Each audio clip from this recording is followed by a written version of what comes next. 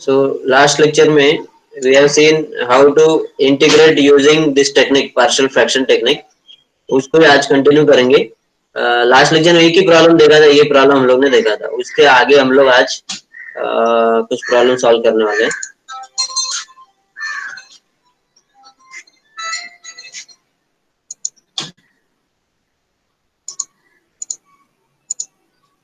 ठीक है, तो सेकंड प्रॉब्लम से हम लोग स्टार्ट करेंगे. ये है प्रॉब्लम नंबर 2.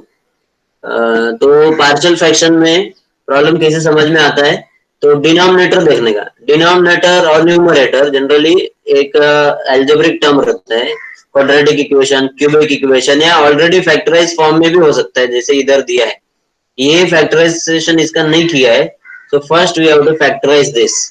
ठीक है, तो फैक्टराइजेशन इसका आपने एसएससी में देखा है, how to factorise a quadratic equation. वो यूज करके ये फैक्टराइजेशन आता है. एडिशन शुड बी, ये एडिशन है, plus addition should be -8 and multiplication should be 12. ऐसे दो नंबर्स जिसका मल्टीप्लिकेशन +12 आना चाहिए. राइट, तो द प्लस साइन दिख रहा है. And addition should be -8. तो ये ऐसे दो नंबर है, -6 एंड -2. तो डायरेक्ट भी लिख सकते हैं, या अगर आपको स्टेप बाय स्टेप लिखना है तो भी लिख सकते हैं. डायरेक्ट लिखेंगे तो भी आपको फुल मार्क मिलने वाला है यहाँ पे. ये इतना भी छोटा छोटा स्टेप्स का जरूरत नहीं. तो आफ्टर फैक्टराइजेशन, अभी ये प्रॉब्लम अपने को ऐसा दिखेगा, इंटीग्रेशन ऑफ दिस. तो ये अपना प्रॉब्लम देख के समझ में आ रहा है कि दिस इज अपना पार्शियल फ्रैक्शन टाइप. तो इसका मतलब अभी पार्शियल फ्रैक्शन स्टार्ट करना पड़ेगा अपने को. पार्शियल फ्रैक्शन के लिए क्या करना पड़ता है अपने को, इंटीग्रेशन को बाजू में रखने का. पार्शियल फ्रैक्शन पहले सिंप्लीफाई करके ए बी सी जो भी है वैल्यूज फाइंड करके final step will be our integration. इसमें वैल्यू डालना पड़ेगा ए और बी का. तो ये अपना फर्स्ट स्टेप है. ये मैंने लास्ट टाइम इतना डिटेल में आपको सिखाया था. जो भी लास्ट लेक्चर में एब्सेंट रहेंगे वो लास्ट वीडियो देखो ठीक से. ठीक है, तो इसका फैक्टराइजेशन होएगा a upon first factor plus b upon second factor. Then we have to use our LCM technique. Don't use cross multiplication technique. Cross multiplication में ये प्रॉब्लम में राइट आने वाला है, लेकिन आगे क्वाड्रेटिक जो भी हो ब्रैकेट का स्क्वायर वाले टर्म रहेंगे या क्यूब वाले टर्म रहेंगे, उधर आपका ये क्रॉस मल्टीप्लिकेशन में आंसर गलत होने का ही ज्यादा चांस है. सो अवर एलसीएम टेक्निक इज व्हाट, ये हमारा हमेशा एलसीएम रहता है. याद रखो क्या, क्वेश्चन का डिनोमिनेटर जो है जिसमें 2 या 3 नंबर टर्म्स मल्टीप्लिकेशन में है, that is always our LCM. Calculate सोचने का ज्यादा जरूरत नहीं कि एलसीएम क्या निकलेगा, यही हमेशा एलसीएम है. तो ए के पास ये टर्म है, and in order to make this as denominator of a we have to multiply a with x-6. तो ऊपर और नीचे x-6 से मल्टीप्लाई करेंगे. बी में x-6 ऑलरेडी है, so in order to make this LCM as denominator of b we have to multiply b with x-2 in the numerator as well as denominator. यहाँ पे एक स्टेप वो लोग पहले भी नहीं लिखा था उन्होंने, एक आना चाहिए actually. that is after multiplication and common denominator will be this on left and right side. उसके बाद आपका कंपैरिजन करने के बाद ये स्टेप मिलता है अपने को. ठीक है, ये बहुत इंपॉर्टेंट स्टेप है. ठीक है, कंपैरिजन करने के बाद एलएचएस एंड आरएचएस, ये एक्चुअली यहाँ पे एक स्टेप होना चाहिए. ठीक है, कौन सा स्टेप है वो, एलसीएम के बाद आपका जो ऐसा आने के बाद डिनोमिनेटर में टर्म रहता है, उसके बाद लिखेंगे comparing both sides. After comparison left side numerator that is 5x-4 is equal to right side numerator, वही मल्टीप्लिकेशन के बाद ये मिलेगा अपने को, a into x-6 plus b into x-2. तो ये जो है ना, इसमें आपको वैल्यूज मेथड मैंने आपको बताया था लास्ट टाइम. 2 मेथड मैंने आपको बताया था शॉर्ट में. और first method is we have to substitute values so that this will be 0. x-2 0 आना चाहिए, तो x के जगह पे 2 पुट करेंगे तो 0 आएगा. तो 2 will be our first substitution. अगर इधर 6 पुट करेंगे तो ये 0 आएगा, तो 6 will be our next substitution. ऐसे फर्स्ट मेथड में हम लोग करते हैं. और सेकंड मेथड में क्या होता है वो भी आगे आने वाला है. whenever we are not able to make zeros or if there are any other complication, then we have to substitute any value. छोटा वैल्यू सिंपल वैल्यू पुट करो, लेकिन आपको डायरेक्ट आंसर एबीसी का नहीं मिलेगा. उस टाइम पे आपको इक्वेशन मिलेगा in terms of A B C, those equations you have to solve. ठीक है, तो ए बी का रहेगा तो साइमल्टेनियसली भी कर सकते हैं, ए बी सी का रहेगा then you can use calculator to solve such equations. तो यहाँ पे मैंने क्या किया है, x के जगह पे 2 पुट किया। किसमें पुट करने का, इसमें, हमेशा इसमें ही सब्स्टिट्यूशन करना है आफ्टर कंपैरिजन जो अपने को मिलता है। तो लेफ्ट और राइट दोनों जगह पे x के जगह पे 2 पुट करो। 5 into 2 minus 4, a into 2 minus 6 and b into 2 minus 2, तो ये b into 0 है। ये लास्ट टाइम भी मैंने आपको बताया, ये लोग नहीं लिख रहे, लेकिन आपको मालूम होना चाहिए कि ये 0 है, इसके लिए गायब हो रहा है, आप ऐसे ही गायब कर नहीं सकते। तो after substitution x equal to 2, LHS is 6 and RHS is minus 4a, b तो 0 हो गया, तो a is 6 upon minus 4, that is 3 upon minus 3 upon 2, a का वैल्यू मिल गया। Now if you substitute x equal to 6, this will be 0, तो इसको 0 बनाने के लिए we will put x equal to 6। ये अपना फर्स्ट मेथड है, ये ब्रैकेट डिनोमिनेटर जो रहेगा उसको 0 बनाते जाओ एक एक करके, ऐसा सब्स्टिट्यूशन ले लो so that this will be 0। तो 3 बार आपको पहले प्रॉब्लम में था, इधर 2 बार में काम हो रहा है। तो सब्स्टिट्यूट x equal to 6 किसमें पुट करना है, इसमें पुट करना है, हमेशा ये आफ्टर कंपैरिजन जो स्टेप मिलता है उसमें सब्स्टिट्यूशन करना है। Put x equal to 6, LHS is 26, RHS में सब्स्टिट्यूशन में अभी याद रखो कि a will be 0 क्योंकि 6 minus 6 आएगा। ठीक है, यहाँ पे a के साथ 6 minus 6 आएगा तो a into 0 आने वाला है and only b term will be there। ठीक है, only b term में आप बचेगा term, that will be 6 minus 2, so 4b and 2 26, तो b is equal to 26 upon 4, that is 13 upon 2। a और b का वैल्यू मिल गया। तो पार्शियल फ्रैक्शन में हम लोग इधर तक सॉल्व करते थे, ये हमारा पार्शियल फ्रैक्शन का लास्ट स्टेप रहता था। क्या, after finding values a and b we have to substitute in our first step। First step क्या था, ये a upon b upon c upon जो भी है, तो उसमें a और b का वैल्यू पुट करेंगे तो ये अपने को मिलता है। पार्शियल फ्रैक्शन का लास्ट स्टेप था ये, लेकिन अभी अपने को इंटीग्रेशन करना है, क्वेश्चन इज इंटीग्रेट, तो अभी इसको इंटीग्रेशन करना है तो फर्स्ट टर्म का इंटीग्रेशन और सेकंड टर्म का इंटीग्रेशन, ऐसे दो अलग अलग फॉर्मूले रहेंगे। -3/2 इज कांस्टेंट, दो अलग अलग इंटीग्रेशन लिख सकते हैं, एक भी लिख सकते हैं, सिंगल, आपको जैसे भी इजी लगता है समझने में वो कर सकते हैं। तो as one ax plus B form है ना x माइनस 2, ये इसके जैसा है, x 1/x जैसा है, so we can use 1/x formula, 1/x formula for 1/x minus 2 as well as 1/x minus 6। so integration of 1/x is log x, तो इसका इंटीग्रेशन आएगा log x minus 2 पहले का, और दूसरे का भी आएगा log x minus 6। तो इतना भी आप छोड़ सकते हैं, मैंने लास्ट टाइम आपको बताया था कि इतना भी छोड़ेंगे तो भी फुल मार्क मिलता है, लेकिन लास्ट प्रॉब्लम अगर आप देखेंगे, लास्ट लेक्चर में किया था, उन्होंने log को भी सिंप्लीफाई करके आगे और आंसर निकाला था। कभी कभी लोग क्वेश्चन में लिखते हैं कि prove that this is equal to answer, तो वो केस में उधर तक जाना जरूरी है, अदरवाइज आफ्टर इंटीग्रेशन लॉग में इतना ही पहले स्टेप में छोड़ सकते हैं आप, रखना है तो इसे। तो ये प्रॉब्लम में किसी को कोई डाउट है in this problem? No sir. Clear दिख रहा है सबको? ओके, हाँ सर। तो थर्ड प्रॉब्लम पे आते हैं अभी।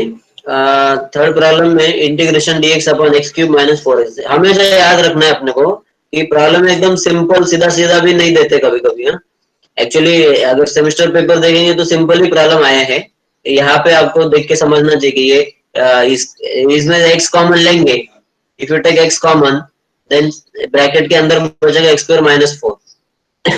x square minus 4 is quadratic but reducible type of quadratic.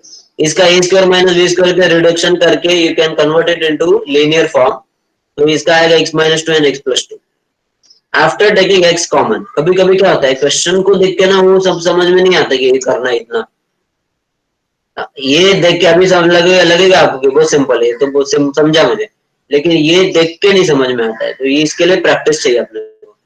Solve problem भी बार बार आप देखते रहोगे ना तो भी वो आपके दिमाग में बार बार वो रिविजन होता जाएगा और आप अच्छे से याद रख सकते हो। नहीं तो क्या होगा, जैसे प्रॉब्लम देखेंगे ना वो समझ में नहीं आते क्या करना है, ठीक है, अभी अगर ये प्रॉब्लम मैंने लेक्चर के पहले पूछा होता तो आप शायद नहीं समझ पाते, लेकिन अभी समझ में आ गया कि क्या करना है। तो after writing it into factorise form, factorisation होता है तो करने का हमेशा आफ्टर फैक्टराइजेशन अभी इंटीग्रेशन को हटाते हैं and we will write this as a upon x, b upon x minus 2 and c upon x plus 2।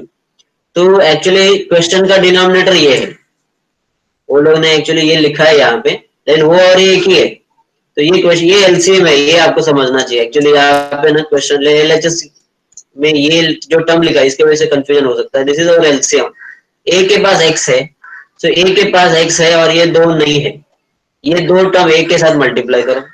B के पास x माइनस 2 मतलब ये वाला टर्म बी के पास है, तो that means first and third term is not there with B, so those two terms you have to multiply with B.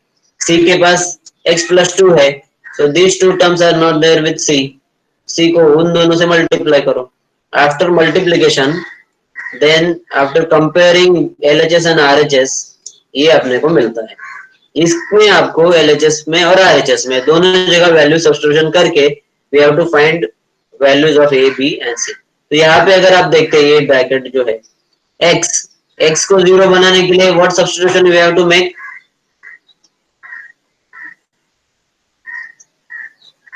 x को 0 बनाना है तो क्या पुट करना पड़ेगा, हाँ क्या सब्स्टिट्यूशन करना पड़ेगा, तो ये x 0 बनेगा, 0 x को सीधा 0 लेंगे तो ये 0 बनेगा। इसको 0 बनाने के लिए क्या पुट करना पड़ेगा, 2। इसको 0 बनाने के लिए -2। तो ये 3 substitutions which we have to make, पहले से मालूम होना चाहिए ये करना है, तो वो स्टेप बाय स्टेप आगे करेंगे। x इक्वल टू 0, एलएचएस में 1 है, हमेशा याद रखना है अपने को, only substitution will be at the place of x। LHS में अगर x है तो उधर भी होएगा, अगर नहीं है तो नंबर में वैल्यू पुट मत करो। तो 1 इक्वल टू 0 किधर किधर सब्स्टिट्यूशन होएगा x के जगह पे, तो ये वाला और ये वाला टर्म में x है वो गायब हो जाएंगे, 0 इंटू है ना वो, तो b इंटू 0 c इंटू 0, तो a वाला टर्म बचेगा क्योंकि उसके साथ x सीधा नहीं है, तो इधर आएगा 0 माइनस 2, इधर आएगा 0 plus 2 and b into 0 plus c into 0, तो ऐसे अपने को मिलने वाला है। After this we will able to find value of a -4a equal to 1, that means a is 1 upon 4, a का मिल गया। Similarly we have to find other values, x के जगह पे 2 पुट कर दिया, तो LHS में और RHS में, LHS में 1 ही है तो उधर वैल्यू पुट नहीं होएगा, इधर b लिखा है खाली, तो इसका मतलब क्लियर है कि a and c will be 0 here।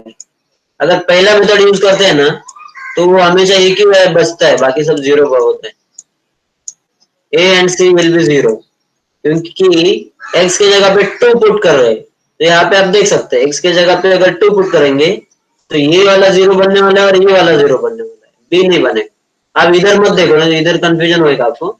ये कंपैरिजन करने के बाद जो मिला, इसके लिए मैं बार बार उसको हाईलाइट कर रहा हूँ बॉक्स बना के, इसमें सब्स्टिट्यूशन करना है। आप अगर इधर देखेंगे तो आपको लगेगा ये 0 नहीं हो रहा है, लेकिन a 0 हो रहा है क्योंकि a के पास x माइनस 2 है, ठीक है।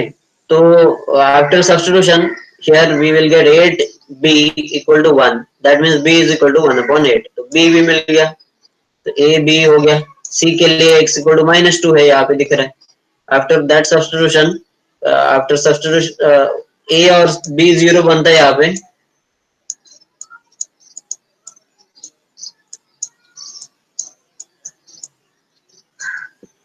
ठीक है, और c का वैल्यू मिलता है -8 plus 8 c equal to 1, that means c is 1 upon 8। तो ये तीनों वैल्यू मिल गया, अभी हम लोग सब्स्टिट्यूट करेंगे तो ये मिलता है। After substitution we want to integrate, तो इसको इंटीग्रेशन करने का ऐसे, ठीक है, ऐसे इसको इंटीग्रेट करेंगे आगे, तो इसका इंटीग्रेशन। अभी इंटीग्रेशन याद रखो, लॉग लॉग ही आ रहा है बार बार, क्यों, क्योंकि ये सारे 1 अपॉन x के ax प्लस b फॉर्म, अभी ये लीनियर चल रहा है अपना, तो ये भी लीनियर होता है ना, ax प्लस b लीनियर ही है ना, राइट। तो इसके लिए तीनों में लॉग आने वाला है, देखो सब जगह लॉग आने वाला है, इधर तीनों में लॉग आ रहा है। क्यों लॉग आ रहा है, क्योंकि सब 1 अपॉन x की एक्स प्लस बी फॉर्म है, तो पहले में 1/x ही लॉग मॉड x आया, दूसरे में 1/log mod x माइनस 2 आया, तीसरे में log mod x प्लस 2 आया, ऐसे। और ये कॉन्स्टेंट्स को बाहर रखो उधर ही, तो इसको इतना भी छोड़ सकते हैं, या फिर आपको चाहिए तो देखो अभी इन्होंने क्या किया है, 1/8 को कॉमन लिया है, इस दोनों के पास ऑलरेडी 1/8 है, इसके पास नहीं है, तो इसको 2 से मल्टीप्लाई करना पड़ेगा ऊपर नीचे। तो ये वो लास्ट में लिखा है इधर, वो लोग ने ये पहला वाला टर्म इधर का इधर लास्ट में लिखा है 2 से मल्टीप्लाई करके, तो फिर इसको ऊपर लेके जाना पड़ेगा, एक्स स्क्वायर होएगा, and addition should be multiplication, subtraction should be division using logarithm first and second property, जो लास्ट सेमेस्टर में आपने किया था लास्ट टू लास्ट, ये आंसर मिलेगा। लेकिन आप इतना भी छोड़ेंगे तो आपको फुल मार्क्स मिलता है। ये प्रॉब्लम में किसी को कोई डाउट है? No sir. ठीक है, तो आगे बढ़ेंगे। हाँ, अभी देखो यहाँ से ना अपना थोड़ा अलग टाइप चालू हो रहा है। कौन सा टाइप है बोल सकता है कोई? ये एग्जांपल कौन से पार्शियल फ्रैक्शन टर्म दिख रहे हैं यहाँ पे डिनोमिनेटर में? Linear repeated. हाँ, रिपीटेशन ऑफ लीनियर फैक्टर दिख रहा है, होल स्क्वायर या होल क्यूब कभी भी दिखा ना तो समझो वो रिपीटेशन में आता है।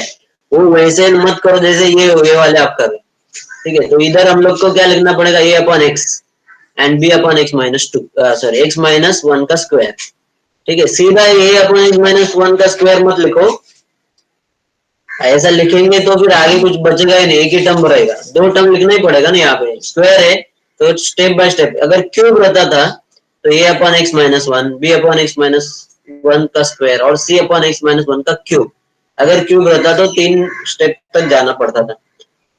यहाँ पे दो ही टर्म है तो इतना होएगा। अभी इधर देखो, वो लोग ने देखो इधर सीधा लिखा है ना तो समझ में नहीं आता है। ये एलसीएम यहाँ पे अगर नहीं यूज करते and if you use cross multiplication तो ये आंसर आ ही नहीं सकता आपका। अब ये इधर है ना, बहुत सारे लोगों को अभी भी शायद मालूम नहीं, मुझे शायद समझ में नहीं आया रहेगा, उनको लग रहा है ए के साथ ये दो टर्म, बी के साथ ये वाला फर्स्ट और थर्ड टर्म और सी के साथ फर्स्ट, वो दिखता है इधर, लेकिन वैसा नहीं है। एक्चुअली एलसीएम से ये आंसर आता है, क्रॉस मल्टीप्लिकेशन से ये नहीं आंसर आता है। यहाँ पे आप देख सकते हैं, यहाँ पे वैसा नहीं है। If you do cross multiplication, A के पास x माइनस 1 का स्क्वायर होना चाहिए, लेकिन इधर ए x माइनस 1 का स्क्वायर लिखा ही नहीं उन लोगों ने, खाली x माइनस 1 लिखा है। और b के पास x माइनस 1 होना चाहिए ना। इफ यू क्रॉस मल्टीप्लाई तो फिर आपको a के साथ x माइनस 1 का स्क्वायर आना चाहिए और b के साथ x माइनस 1 आना चाहिए और डिनोमिनेटर में x माइनस 1 का क्यूब होना चाहिए, ठीक है? तो ये वहां यहाँ पे नहीं दिख रहा है क्योंकि वो लोगों ने एलसीएम ही किया है, तो ये ना समझ में नहीं आता है। तो इसके लिए मैं बार बार आपको हर प्रॉब्लम में बता रहा हूँ, use LCM technique. LCM technique is question का denominator is our LCM, and now in order to make this LCM as denominator of all the terms here, x minus 1 का स्क्वायर अगर लाना है तो क्या कम पड़ रहा है, that term you have to multiply in the numerator as well as in denominator। अगर आप x minus 1 से numerator as well as denominator multiply करेंगे तो नीचे आपको बराबर ये टर्म मिलेगा x माइनस 1 का स्क्वायर, तो a के साथ you have to multiply with x minus 1। लेकिन b के पास ऑलरेडी कंप्लीट टर्म है, आप देख सकते हैं b के पास यही टर्म है जो क्वेश्चन का डिनोमिनेटर है, that is LCM. Therefore we need not multiply with any term with b, क्योंकि उसका कंप्लीट डिनोमिनेटर है ऑलरेडी। तो ये होने के बाद अभी कंपेयर कर दो, तो ये अपने को एलएचएस का न्यूमरेटर x प्लस 1 है, और आरएचएस का न्यूमरेटर है a into x minus 1 into b. ये एलसीएम कर, या चाहे तो मैं यहाँ पे वो स्टेप लिखता हूँ, a into x minus 1 a के साथ मल्टीप्लाई कर, ठीक है? क्योंकि अपने को चाहिए x माइनस 1 का स्क्वायर, इधर चाहिए x माइनस 1 का स्क्वायर, और अगर b के साथ बोलेंगे तो ऑलरेडी स्क्वायर है, so we need not multiply with any term here। तो ये होने के बाद ये स्टेप आना चाहिए एक्चुअली कि a into x minus 1 plus b combine कर दो अभी, and we can see the denominator is same, तो डिनोमिनेटर एक ही बार ऐसा लिख सकते हैं।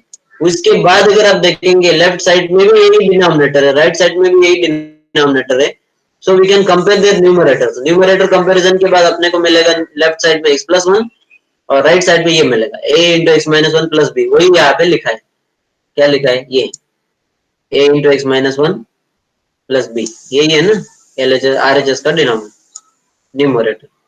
तो आफ्टर दिस ये कंपैरिजन के बाद मिलता है, ये बहुत इंपॉर्टेंट है, ये सब्स्टिट्यूशन अपने को करना पड़ेगा। अभी हम लोग क्या क्या value, if you want to use our first method से एक वैल्यू मिल सकता है। देखो x की जगह पे 1 पुट करेंगे तो एक कोई तो वैल्यू मिलेगा, लेकिन यहाँ पे ना ये कुछ लोगों को लगता है 1 ही है दोनों जगह, लेकिन 1 दो बार पुट करेंगे तो एक ही क्या वैल्यू मिलेगा, a या b का मिलने वाला है। If you put x equal to 1, clearly यहाँ पे दिख रहा है a will be 0 if you put x equal to 1, a 0 बनेगा मतलब b का वैल्यू मिलेगा। लेकिन यहाँ पे दो बार x माइनस 1 है, इसका मतलब ये नहीं है कि दो बार 1 ही पुट करेंगे, दो बार 1 पुट करेंगे तो भी b का वैल्यू वही मिलेगा आपको।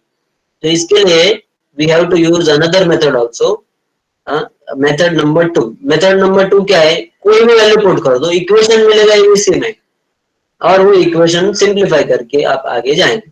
तो इन्होंने क्या किया है, एक वैल्यू जो मिल रहा है वो 1 पुट करके ले लिया, put x equal to 1 in this expression, put x equal to 1 on left as well as right side. तो यहाँ पे 1 + 1 आता है, यहाँ पे 1 - 1 0 आता है, और यहाँ पे b बचता है खाली, ठीक है, ये b बचता है। अभी 2 इक्वल टू b मिल गया मुझे, तो that means b is equal to 2, b मिल गया। अभी आपको कोई दूसरा सब्स्टिट्यूशन यहाँ पे है ही नहीं, so this is our second method. Second method क्या है, method number 2। In this method we will substitute any value, simple value कोई भी पुट कर सकते हैं, 0 से भी स्टार्ट कर सकते हैं। एक्चुअली सबसे सिंपल वैल्यू 0 ही होता है। सब्स्टिट्यूशन अगर 0 से करते हैं तो अपने को सीधा x का वैल्यू गायब करना है, खाली नंबर्स लिखना है, तो वो सबसे सिंपल वैल्यू है। यहाँ पे उन्होंने x की जगह पे 2 ले लिया, आप कुछ भी ले सकते हैं, no problem. Put x equal to 2 in left as well as right side, तो इधर आएगा 2 + 1 3, इधर आएगा 2 - 1 तो 1a, और ये b इंटू 2 ये एक्चुअली जरूरत नहीं है, ये कंफ्यूजन हो रहा है बहुत, ये x है ही नहीं तो आप वैल्यू क्यों पुट कर रहे हैं, don't you need not right this term here. मैंने जो ये किया है b के साथ,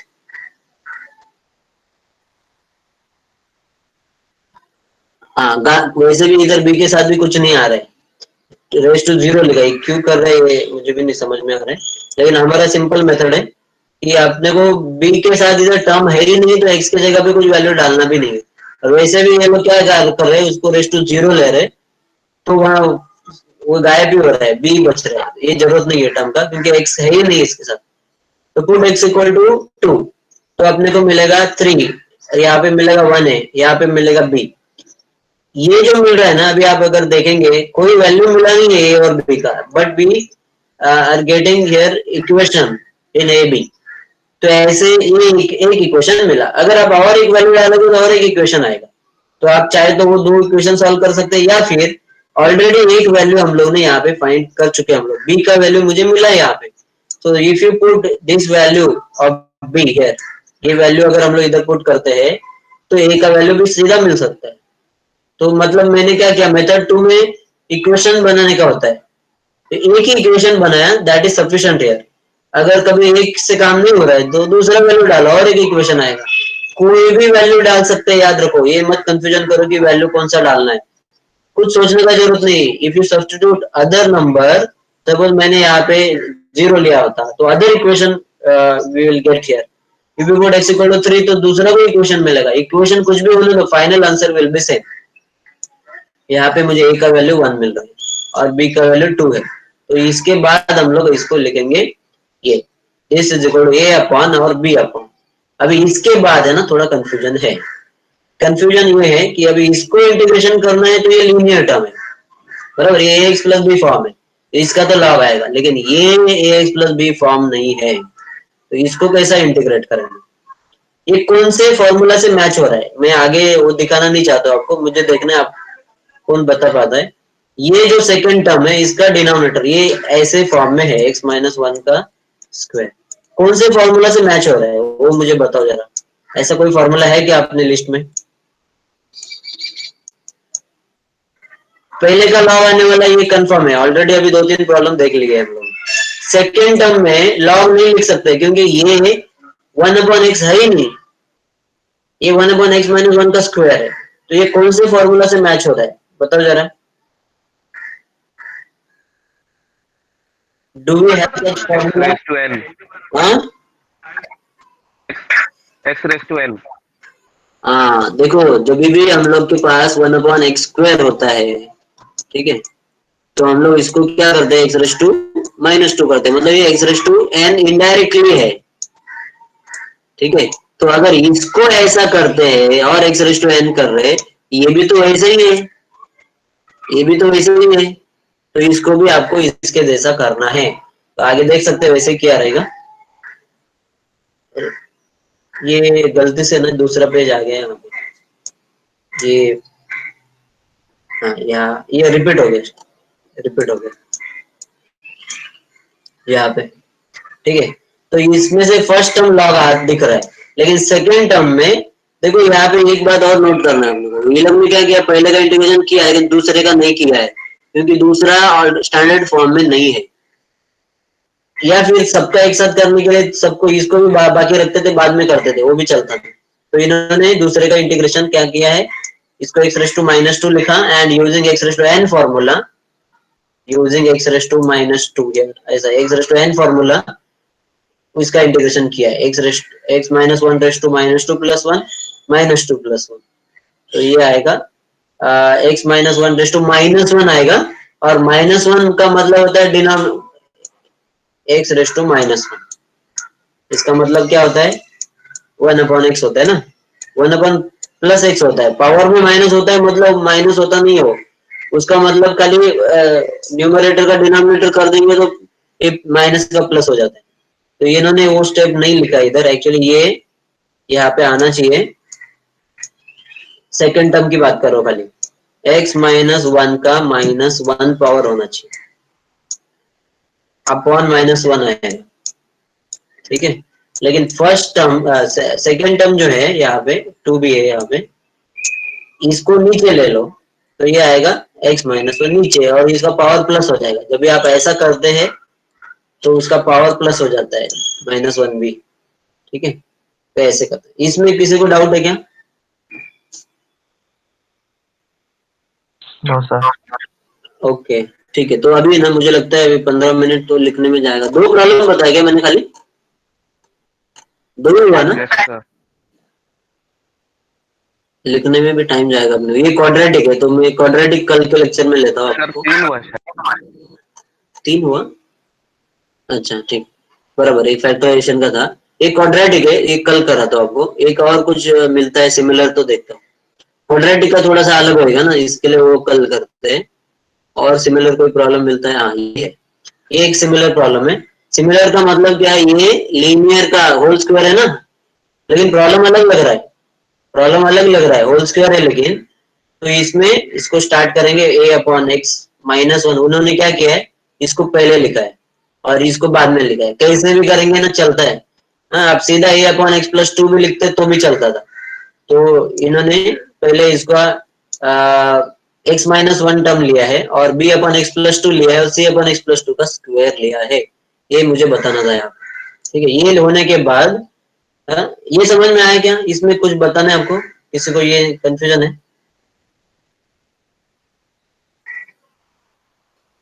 ठीक है, अगर कोई कंफ्यूजन नहीं है तो आगे हम लोग देखेंगे। अभी एलसीएम क्या है, ये प्रॉब्लम में सब एलसीएम के बारे में सबसे कंफ्यूजिंग प्रॉब्लम है ये। एलसीएम के बारे में किसको किससे मल्टीप्लाई करना है ना, समझ में नहीं आता है। तो यहाँ पे अब अगर आप बोलेंगे ए को ये दोनों से मल्टीप्लाई करना, तो वो गलत हो जाएगा। आपको ए को किसको मल्टीप्लाई करना है, ये एलसीएम है, ये एलसीएम है अपना, ठीक है।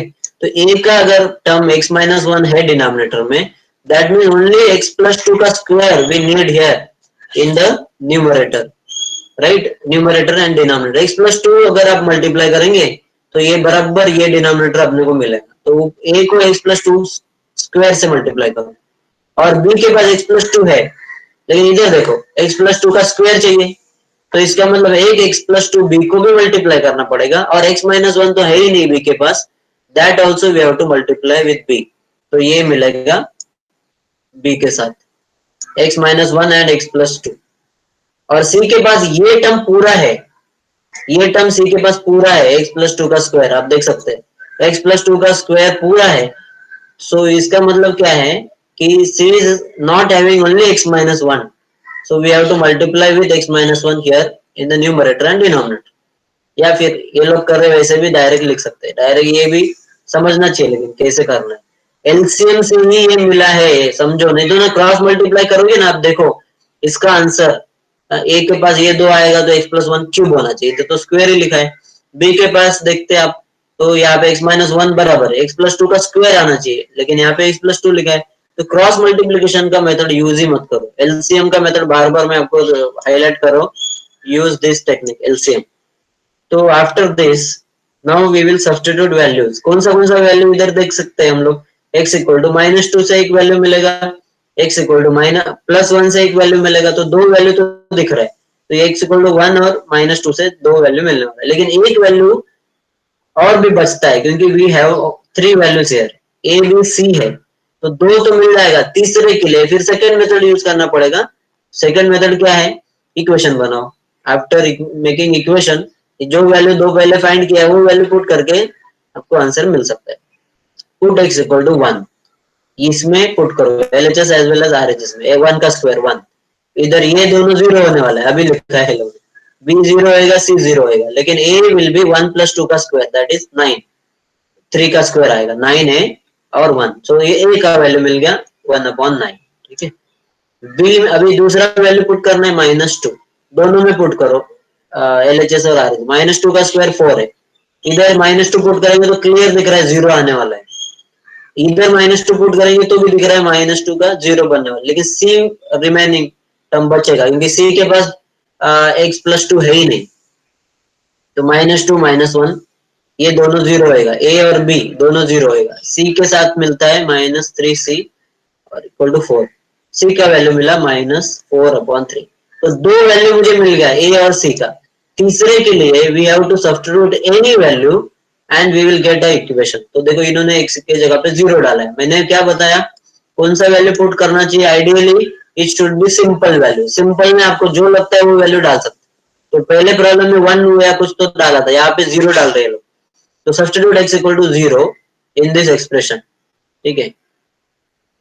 और इन्होंने क्या किया है, एक स्टेप और कम किया है, यहाँ पे ना थोड़ा कंफ्यूजन आपको होता रहेगा, उन्होंने a का और c का वैल्यू भी इधर साइमल्टेनियसली डाल दिया, ये a का वैल्यू है और ये c का वैल्यू जो हम लोगों ने यहाँ पे फाइंड किया है, इसमें a का वैल्यू और इसमें c का वैल्यू भी डाला और x की जगह पे 0 भी पुट कर दिया, तो दो काम मतलब एक साथ किया, x की जगह पे 0 किया इसमें और a और c का वैल्यू जो इधर मिला है वो भी डाल दिया, या फिर आप ये बाद में a और c का बाद में डालते तो भी चलता था इक्वेशन मिलने के बाद, तो ये वैसे भी लास्ट में यही करना था हम लोग, a का और c का वैल्यू डालना ही पड़ता था। तो आफ्टर सब्स्टिट्यूशन इधर b खाली बचेगा, इसको सिंप्लीफाई करो तो 16/9 मिलता है, 2b इज इक्वल टू 16/9, तो b इज 8/9। तो ऐसे करके हम लोग को तीनों वैल्यू मिला, a का मिला, b का मिला, c का मिला। अभी हम लोग इधर पुट करेंगे तो ऐसे मिलेगा a/b/c। After that we have to integrate, integration में तीन अलग अलग इंटीग्रेशन लिखा है यहाँ पे, पहला वाला लॉग आएगा क्योंकि लीनियर टर्म, दूसरा वाला लॉग आएगा क्योंकि ये भी लीनियर टर्म है, ax प्लस b फॉर्म वाले टर्म लीनियर होते हैं, समझ लो आप। और ये वाला x⁻n से करना पड़ेगा, जैसे लास्ट प्रॉब्लम में मैंने बताया, ये इंटीग्रेशन x प्लस 2 का माइनस 2 पावर है, तो यूजिंग x⁻n इसको -2 लिखना पड़ेगा ऊपर, इसको x⁻n का फॉर्मूला यूज करो, तो x प्लस 2 का -1 -2 प्लस 1 -1, इधर भी -1 आएगा, ऐसे अपने को करना है, ठीक है। तो इसको बाद में जैसे मैंने आपको बताया -1 पावर आप नीचे भी ले सकते हैं और ऊपर भी रख सकते हैं, कोई प्रॉब्लम नहीं, इतना भी लिखेंगे तो भी मार्क मिलता है पूरा, और नीचे लिखेंगे तो भी चलेगा, ऐसे करके अपने को आंसर निकालना है। इसमें किसी को डाउट है ये वाले प्रॉब्लम में?